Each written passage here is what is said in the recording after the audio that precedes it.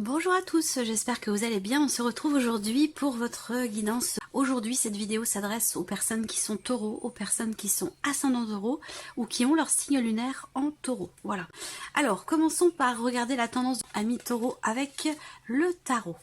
L'as d'épée, le 10 de denier. Donc l'as d'épée va représenter une situation qui va se clarifier, qui va vous permettre de vous sentir en sécurité, qui va vous permettre d'être rassuré. Je pense que c'est un mois dans lequel quelque chose pourrait être compris, quelque chose pourrait être aussi décidé, tranché. Ça peut avoir un lien ici avec un patrimoine, un héritage ou quelque chose qui a de toute façon beaucoup de valeur à vos yeux, beaucoup d'importance pour vous. Donc ça peut être bien sûr matériel et financier ou dans le cadre d'un legs ou d'un héritage, mais sinon ça peut être ici cette clarification, ce qui est tranché, décidé ou compris. Ça peut concerner une situation, quelque chose qui a beaucoup d'importance pour vous. Alors, regardons ce que votre tirage fait ressortir. On commence par donc la partie émotionnelle et sentimentale, donc ce que vous allez ressentir et peut-être aussi ce que vous allez vivre. Alors là, on a effectivement, et je viens de vous le dire dans les énergies principales, quelque chose qui est tranché. Ça peut avoir un lien avec la justice, ça peut avoir un lien avec une procédure, ça peut ici, ce qui est tranché, décidé, être en relation avec un patrimoine, quelque chose de matériel ou financier. Là, pour moi, ça concerne aussi là la vie émotionnelle et sentimentale. On va me parler aussi de quelque chose, encore une fois, de juridique, donc ça peut être dans le cadre d'un divorce pour certains d'entre vous, et là on voit qu'il y a beaucoup d'appréhension, beaucoup de stress par rapport à quelque chose de juridique, par rapport à une procédure ou dans le cadre d'un divorce, d'une séparation. C'est un mois qui peut générer beaucoup de stress. Là, ce que je vois aussi pour d'autres, c'est que il y a ce sentiment de solitude. Alors, ça ne veut pas dire que vous êtes seul, parce qu'on peut se sentir seul aussi quand on est accompagné. Donc, quelle que soit votre situation, ici, moi, ce que je vois, c'est que il va être question pour vous effectivement d'un sentiment d'isolement, un sentiment de solitude par rapport à quelque chose que vous avez perdu, par rapport à quelqu'un que vous avez perdu. Est-ce que c'est par rapport à un passé, une ancienne relation? Est-ce que c'est par rapport aussi à une séparation, hein, ici c'est possible. Là on voit que vous allez beaucoup réfléchir et qu'il va être question de prendre du recul, de prendre de la hauteur par rapport à un entourage amical. C'est-à-dire que là ce que je ressens, c'est qu'il y a l'idée d'une prise de recul, d'une prise de hauteur, d'une réflexion qui se fait par rapport à un entourage que vous avez en commun avec une personne avec qui vous n'êtes plus. Vous voyez, donc là par rapport à ça, il peut être question d'avoir à mettre des barrières, d'avoir à poser des limites et puis d'avoir à peut-être aussi prendre des décisions concernant vos relations, celles que vous aviez en commun avec cette personne. Voilà. Alors, ce que je vois pour d'autres, c'est qu'on a quand même aussi avec la tour et les souris, hein, des énergies qui sont pas forcément agréables. Il y a une situation visiblement qui vous stresse, qui génère des peurs, des appréhensions. Ça a un lien avec, encore une fois, un groupe de personnes. Donc ça peut être se situer dans la sphère familiale, dans la sphère amicale ou concerner quelque chose qui entoure votre vie sentimentale. Voilà. C'est-à-dire que j'ai l'impression que pour certains d'entre vous, vous vous sentez seul, il vous manque quelque chose. Il y a peut-être une ouverture avec quelqu'un de votre entourage et c'est quelque chose qui crée une tension, c'est quelque chose qui crée un stress. Voilà. Donc peut-être qu'il va être question pour vous de remettre en question tout ça. Ce qu'on peut voir aussi là, pour la vie émotionnelle et sentimentale, c'est qu'il y a quelque chose qui vous tracasse. Et ça rejoint un petit peu ce que je vous disais, l'idée d'une préoccupation, d'un stress. Il y a une problématique ici visiblement par rapport à un passé qui a besoin d'être réglée. Alors peut-être que vous allez recevoir ici des nouvelles qui sont plutôt écrites, des nouvelles pour certains d'entre vous d'un ex, d'une ancienne relation ou des nouvelles concernant une procédure dans le cadre d'un divorce. Là je suis pas en train de vous parler de séparation, de vous dire que vous allez vous séparer. Là ça me parle des gens qui sont au cours déjà de séparation. Donc vous allez recevoir des nouvelles et visiblement si vous êtes en cours de divorce, de séparation, les nouvelles là, elles sont peut-être pas forcément très très bonnes. Voilà, je vous présente les choses comme elles sont. On va voir avec le tarot. Cette partie-là, comme je vous l'ai dit, sera de toute façon développée, approfondie. Voilà, 5 de bâton et l'empereur. Donc là, on voit bien que par rapport à la vie sentimentale, ce ne sera pas la meilleure partie de votre mois, ça c'est sûr. Mais comme je vous l'ai dit, ça va être développé. On va pouvoir creuser un petit peu. Le 5 de bâton. Donc pour moi, le 5 de bâton, il y a encore une fois cette notion de tension, de conflit. On a besoin, vous avez besoin de vous préparer à quelque chose. Et pour moi, ça concerne une séparation, ça concerne une procédure de divorce, ça concerne voilà quelque chose qui est dans ce cadre-là. Il va être question pour vous aussi de recadrer les choses pour certains d'entre vous dans un relationnel. Vous n'êtes peut-être pas forcément en cours de divorce, de séparation, ni peut-être que vous ne sentez pas forcément seul non plus. Par contre, ce qu'on voit là, c'est que avec le 5 de bâton, il y a une tension, il y a un conflit entre vous et quelqu'un que vous aimez beaucoup, vous, la personne de votre cœur.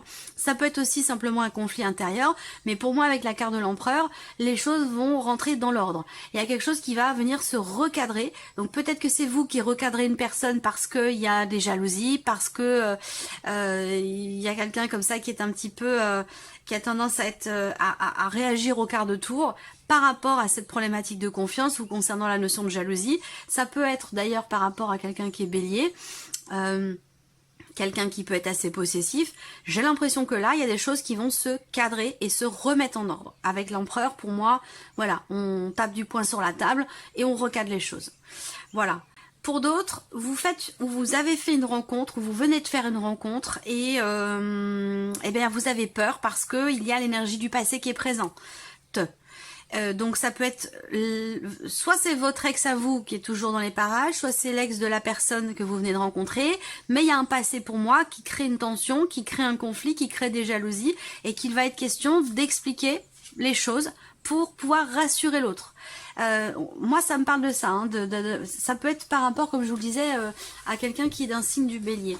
Mais j'ai l'impression que là il va être question d'expliquer les choses. D'expliquer les choses à l'autre pour pouvoir rassurer tout simplement sur cette notion de jalousie par rapport à un passé. Il y a comme si vous aviez des peurs ou des appréhensions par rapport à ce passé, comme si vous considériez peut-être que vous faites moins le poids ou vous avez moins d'intérêt aux yeux de la personne de votre cœur que cette personne du passé. Non. Là, je pense qu'il y a vraiment cette idée de clarifier les choses, de remettre les choses en ordre, de les remettre à leur place et d'expliquer tout simplement pour pouvoir rassurer. Donc, est-ce que c'est vous qui expliquez pour rassurer? Est-ce que c'est la personne que vous avez rencontrée qui va vous expliquer la situation et que ça va venir vous rassurer? En tout cas, on voit qu'il y a des choses qui vont être cadrées par rapport à tout ça. On regarde maintenant l'aspect professionnel, donc vos activités, vos démarches et votre travail, votre vie professionnelle, amis taureaux. Bon, alors là, on voit qu'il y a l'idée d'avoir besoin d'attendre parce qu'on a des quarts de temps relativement longs. Pour certains d'entre vous, il y a des problématiques ou des blocages qui sont rencontrés par rapport à un projet, dans le fait de pouvoir faire avancer, évoluer une situation. On voit que c'est très lent, c'est très poussif. Il y a peut-être aussi des choses qui ont été reportées, qui ne se sont pas forcément passées comme vous le souhaitiez. Et puis pour d'autres, ça va être simplement l'idée qu'effectivement, là, il y a quelque chose qui progresse très très lentement concernant un changement que vous avez longuement attendu, que vous attendez avec une certaine impatience. Et pourtant ici, on vous dit que il va être question pour vous de faire encore preuve de patience parce que on a des cartes qui représentent la notion d'attente, la notion de patience et l'idée que certaines choses peuvent être encore reportées ou pas forcément prêtes, du moins officiellement. C'est immobilité. Immobilité, bon, blocage, oui et non. C'est juste que c'est lent, tout simplement. C'est juste que c'est lent, que il y a quelque chose qui prend beaucoup de temps. Est-ce que c'est par rapport à une élévation aussi professionnelle, par rapport au fait de monter en grade, que quelque chose vous soit reconnu officiellement, que vous puissiez changer de niveau, changer si c'est dans tout ce qui est administratif, public ou étatique, il y a cette idée d'attendre une agrégation ou quelque chose comme ça. Et j'ai l'impression qu'il va falloir attendre encore un petit peu. Le délai est long, mais il va falloir être tout simplement très très patient ou très patiente. Ça peut avoir un lien avec l'officialisation de quelque chose, donc comme je vous le disais, ça peut avoir un lien avec une agrégation, la validation aussi de quelque chose qui vous permettrait vous une évolution dans votre vie professionnelle, où là il y a des gros blocages et qu'il va falloir être de toute façon très patient ou très patient. Ça peut concerner quelque chose qui est dans l'administration, dans l'éducation nationale ou quelque chose comme ça. On regarde avec le tarot. 6 d'épée et le monde. Donc là on parle d'un départ. On parle d'un départ, on parle de la fin d'un chapitre.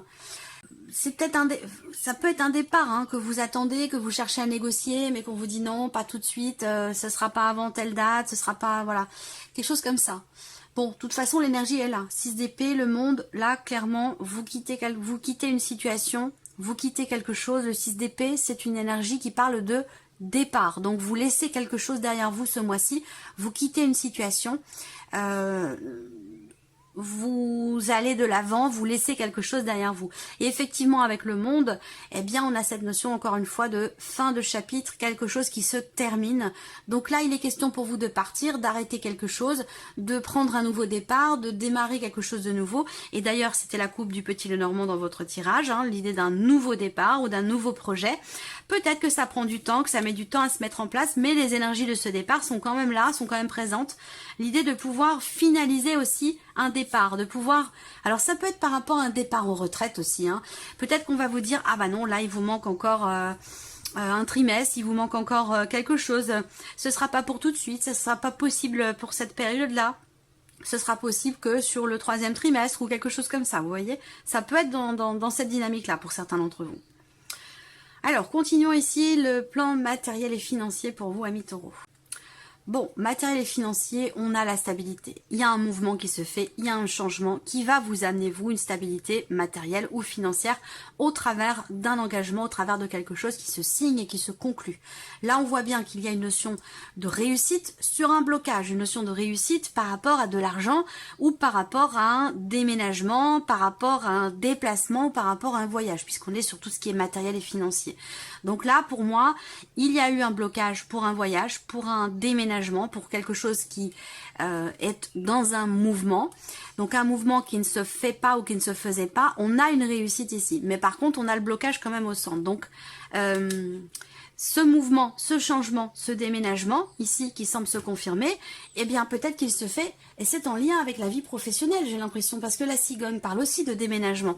Donc, peut-être que pour certains d'entre vous, c'est lié, le travail, la maison, je peux déménager que si je suis sûre pour ce travail, ou je peux...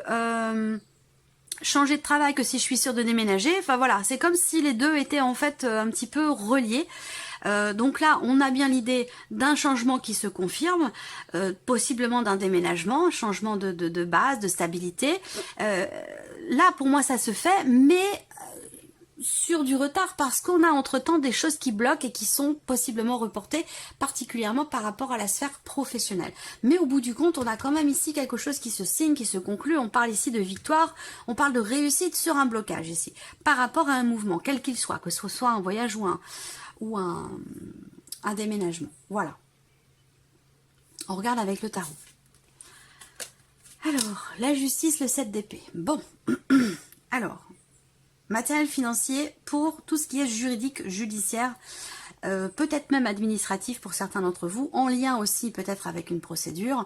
Là, bon, vous avez le 7 d'épée, ça veut dire que vous avez face à vous quelqu'un d'assez sournois. On a cette énergie quand même de la manipulation, du mensonge, de la tricherie. Donc là, quelque chose, j'ai pas plus de détails que ça. Certains ou certaines d'entre vous vont avoir à faire appel peut-être à la justice parce que vous avez été ici blousé par quelqu'un, parce que quelqu'un a pris la poudre d'escampette, vous a fait miroiter quelque chose et pouf, a disparu dans la nature, quelque chose comme ça. Donc ça peut avoir un lien pour moi avec une arnaque ou quelque chose comme ça, et du coup on fait appel ici à la justice pour régler quelque chose, pour que justice soit faite et pour que lumière soit faite aussi par rapport à cette énergie-là de mensonge, de sournoiserie. Voilà. Alors, on continue. Ici, la surprise et l'inattendu pour vous, amis taureaux. Alors, bon, vous le savez, le domaine de la santé, je l'aborde pas. Mais là, on peut m'en parler. Donc, il peut être question ici de quelqu'un qui est... on peut parler de mal de dos, douleur au niveau des épaules, au niveau de la colonne vertébrale, au niveau du dos. Il y a quelque chose qui, là, au niveau de la santé, ça vous concerne peut-être pas vous directement, mais quelqu'un de proche de vous. Où il y aura quelque chose à régler par rapport à des douleurs, mais surtout au niveau, comme je vous le disais, au niveau de l'ossature, au niveau du dos, ou au niveau des épaules, ou peut-être même du bassin. Voilà, il peut y avoir quelque chose comme ça. Pour d'autres ici, la surprise inattendue, j'ai l'impression que c'est pardon, une situation qui semble s'assainir ou un relationnel qui semble aller mieux après avoir traversé ici quelque chose de difficile ou de douloureux avec quelqu'un d'assez proche de vous. Donc là, ça peut être ici une relation qui s'améliore entre vous et cette personne, parce qu'on va vers quand même un équilibre, vers un bien-être. Mais en ayant traversé quand même ici quelque chose d'assez pénible. La surprise et l'inattendu, elle va concerner aussi le foyer et la famille. Elle va concerner un projet, peut-être une grossesse aussi. Ça peut concerner une grossesse, surprise inattendue par rapport à une grossesse dans la famille. Je pense pas que ce soit pour vous directement en fait. Il peut y avoir un inattendu ou quelque chose de surprenant par rapport à ça. Ensuite, là, moi, ce qu'on me dit quand même, c'est que si on parle d'un projet, l'inattendu est pas forcément positif dans le sens où on a la croix. Donc moi, ce que je vois par rapport à tout ce qui est en lien effectivement avec une projection, une invitation, est-ce que il n'y a pas peut-être une déception? Je sais pas si c'est vous qui êtes déçu ou la personne en face, mais pour moi il y a eu quelque chose qui a été proposé, il y a eu une invitation et au dernier moment bah je peux pas y aller parce que je suis clouée au lit, 42 fièvre ou quelque chose comme ça, vous voyez, où on peut pas tenir un engagement ou une invitation qui est faite ou qui a été faite, quelque chose comme ça. Regardons avec le tarot. Alors, surprise inattendue, ici, ça concerne l'étranger, ça concerne quelqu'un qui est d'origine étrangère pour certains d'entre vous. Par rapport à ça, la surprise et l'inattendue, ça va être quelque chose de nouveau. Alors, non, oui, quelque chose de nouveau, concernant l'étranger, concernant peut-être un voyage, parce que je vous en ai parlé là aussi. Donc, il peut y avoir une surprise inattendue concernant un voyage ou quelque chose qui est en rapport avec l'étranger. Bon, l'étranger ou peut-être une région assez lointaine de la vôtre. La surprise inattendue, ça peut être aussi en lien, en relation avec l'un de vos enfants, par rapport à un enfant, un ado, qui peut vouloir partir ou... Voilà, il y a quelque chose qui a à voir avec un voyage et peut-être aussi avec l'un de vos enfants, quelqu'un d'assez jeune. Est-ce que c'est un voyage par rapport à l'école? Est-ce que... voilà. Ou alors quelqu'un qui veut partir partir à l'aventure, qui veut... voilà, ça peut être une décision comme ça qui est prise au dernier moment, puisque ça ressort quand même sur la surprise et l'inattendu. La surprise inattendue, ça peut être aussi une grande intensité que vous ressentez dans quelque chose de nouveau, par rapport à une nouvelle activité, une nouvelle passion, quelque chose de nouveau qui semble susciter chez vous beaucoup de curiosité, beaucoup de motivation et beaucoup d'intérêt. Et ça ressort dans la surprise et l'inattendu. Ça veut dire que vous ne vous attendiez pas peut-être à aller dans cette direction, à apprécier cette nouvelle activité, cette nouvelle passion, ou quelque chose comme si vous vous preniez de passion de quelque chose, alors peut-être de quelqu'un, mais bon, je ne pense pas ici que ça me parle d'amour, mais bon, pourquoi pas, hein. Mais voilà, il y a ce côté, on se prend au jeu. On se prend au jeu dans quelque chose de nouveau qui au final semble vous passionner quand même assez intensément.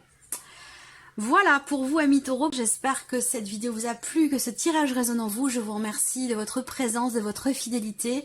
Je souhaite bienvenue aux nouveaux abonnés, aux nouvelles abonnées. Et puis on se retrouve très bientôt pour les prochaines vidéos. Au revoir. Au revoir.